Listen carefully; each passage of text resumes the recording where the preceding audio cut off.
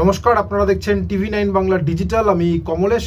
চোখের নিমেষে বদলে যাওয়া বলে না, গতকাল এবং আজকের আবহাওয়া ঠিক তাই। গতকাল কলকাতার শীতলতম দিন ছিল এই মরশুমের, আর আজকে সেই শীতের ছিটে ফোটাও নেই। বলা যায় শীত উধাও। শীত উধাও শব্দটা হয়তো বাংলার প্রতিটা ক্ষেত্রের জন্য একইভাবে প্রযোজ্য নয়, কিন্তু অনেক জায়গার ক্ষেত্রে একটু তাপমাত্রাগুলো বললে বোধহয় আর একটু স্পষ্ট হবে। আগে সর্বনিম্ন তাপমাত্রা গতকাল ছিল কলকাতায় 12.3 ডিগ্রি সেলসিয়াস, আজকে একেবারে 2 ডিগ্রি বেড়ে 14.2 ডিগ্রি সেলসিয়াস। বাঁকুড়া, বীরভূম এই দু জায়গার তাপমাত্রা দেখছিলাম 11 ডিগ্রি 12 ডিগ্রির মাঝামাঝি রয়েছে, কিন্তু দুটো তাপমাত্রাই ওই অঞ্চলে এই মুহূর্তে যা স্বাভাবিক থাকা কথা তার থেকে বেশি রয়েছে। অর্থাৎ যা ঠান্ডা এই মুহূর্তে পৌষে শেষে থাকে সেটা নেই। এবং যেটা আবহাওয়াবিদরা পূর্বাভাস দিয়েছিলেন যে রবিবার থেকে তাপমাত্রা বাড়বে, সেই তাপমাত্রা ইতিমধ্যেই বাড়তে শুরু করে দিয়েছে। এবং আমরা অনেক ক্ষেত্রেই দেখি যে আবহাওয়াবিদদের অনেক পূর্বাভাস মেলে না কিছু কিছু ক্ষেত্রে। এক্ষেত্রে কিন্তু আবহাওয়াবিদরা বলেছিলেন বুধবার থেকে তাপমাত্রা কমেছে, রোববার থেকে তাপমাত্রা বেড়েছে। সুতরাং ওদের একটা হাততালি নিশ্চয়ই প্রাপ্য। সর্বনিম্ন তাপমাত্রা থেকে অনেকের হয়তো মনে হতেই পারে যে কি এক তাপমাত্রা বাড়লো। আজকে সর্বোচ্চ তাপমাত্রা সেগুলো যদি বলি বুঝতে পারবেন। এমনিতে আপনারা নিশ্চয়ই টের পেয়েছেন আজকে সে অর্থে সারা দিনে গতকাল যে ঠান্ডা হাওয়াটা ছিল সেটা নেই, এবং রোদটা গায়ে লাগছে। রোদটা অনেক দিন পরে রোদটা গায়ে লাগছে, এবং সেটার রিফ্লেকশন আমরা সর্বোচ্চ তাপমাত্রা দেখতে পাচ্ছি স্বাভাবিকের থেকে বেশ খানিকটা বেশি। সর্বোচ্চ তাপমাত্রা দুপুরের তাপমাত্রা, আবহাওয়াবিদদের যে ফোরকাস্ট তাদের আগামীকাল মিনিমাম টেম্পারেচার আরও অন্তত 1 থেকে 2 ডিগ্রি বেড়ে যাওয়ার একটা সম্ভাবনা তৈরি হয়েছে। আজকে সর্বোচ্চ তাপমাত্রাগুলো একটু বলে নিই, যেটা খানিকক্ষণ আগে পেয়েছি।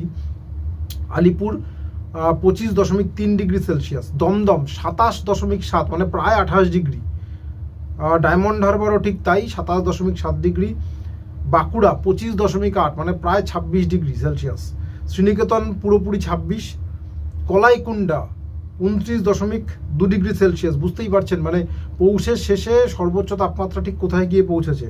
পানাগড় 28.6, পুরুলিয়া 27.3, ব্যারাকপুর 27.8, ঝাড়গ্রাম 28।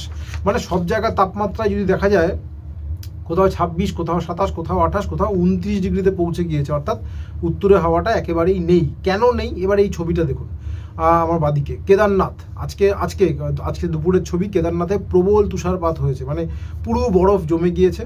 এবং দিল্লি এবং কুম্ভমেলা যেখানে হচ্ছে উত্তর ভারতের বিস্তীর্ণ এলাকা জুড়ে বৃষ্টি হচ্ছে। এই পৌষের শেষে বৃষ্টি হচ্ছে, ফলে উত্তর ভারতে এই যে কেদারনাথের ছবিটা দেখালাম পশ্চিমী ঝঞ্ঝা এই মুহূর্তে উত্তর পশ্চিম ভারতের উপর রয়েছে। এই যে উপগ্রহ চিত্র দেখুন, এখন এই মুহূর্তে উত্তরপ্রদেশের উপর মেঘ, অর্থাৎ পশ্চিমী ঝঞ্ঝাটা ক্রমশ পূর্ব দিকে সরছে। আর একটু গেলেই হয়তো বাংলার যে পাহাড়ি অঞ্চল দার্জিলিংয়ের সান্দাকফু, ফালুট, সিকিমের উত্তর সিকিম, পূর্ব সিকিম এই অঞ্চলে আরও একবার তুষারপাত হওয়ার একটা সম্ভাবনা থেকে যাচ্ছে, যদিও কিছু কিছু অল্প অল্প জায়গা। কিন্তু এই মুহূর্তে কাশ্মীর, হিমাচল, উত্তরাখণ্ড, নেপাল এই সমস্ত জায়গায় উঁচু অঞ্চলে তুষারপাত হচ্ছে, এবং উত্তর ভারতের সমতলে বৃষ্টি বাদলা হচ্ছে। এবং এইটাই হচ্ছে মূল কারণ এই যে ঠান্ডা কমে যাওয়ার পেছনে। কারণ যেহেতু পশ্চিমী ঝঞ্ঝা রয়েছে উত্তর ভারতে, এই মুহূর্তে জলীয় বাষ্পপূর্ণ বাতাস, বৃষ্টি হচ্ছে। অর্থাৎ শীতের যে অনুকূল পরিস্থিতি থাকে, উত্তরে হাওয়াটা জোরদার হওয়ার মতো যে পরিস্থিতি থাকে সেটা এই মুহূর্তে নেই।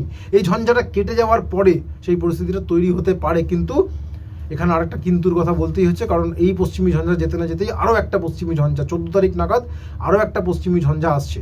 ফলে সংক্রান্তিতে যে কনকনে ঠান্ডার আশা অনেকেই করেন, সেই কনকনে ঠান্ডা থাকবে না।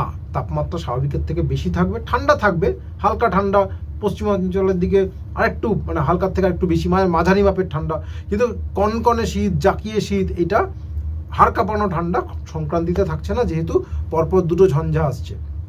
দুটো ঝঞ্ঝা সরে যাওয়ার পর মাঘের প্রথম সপ্তাহে ধরা যাক আগামী 3 দিনে খুব একটা তাপমাত্রার হেরফের হবে না। এখন তাপমাত্রা একটু একটু করে বাড়বে, তারপর একটা জায়গায় স্টে করবে।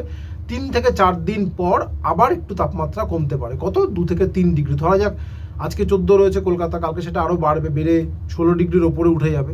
আবার হয়তো 14 ডিগ্রিতে ফিরে আসতে পারে, সেটাও 3 থেকে 4 দিন পর, তার আগে নয়। অর্থাৎ যেমন আবহাওয়াবিদরা পূর্বাভাস দিয়েছিলেন শীতের তৃতীয় ইনিংস খুব একটা লম্বা হবে না, সাময়িক হবে, ঠিক তাই হলো। এরপরে চতুর্থ ইনিংস কবে আসে তার উপর আমরা নিশ্চয়ই নজর রাখবো। আপডেট পেলে সঙ্গে সঙ্গে জানাবো। আপাতত এটুকুই। সঙ্গে থাকার জন্য অনেক ধন্যবাদ।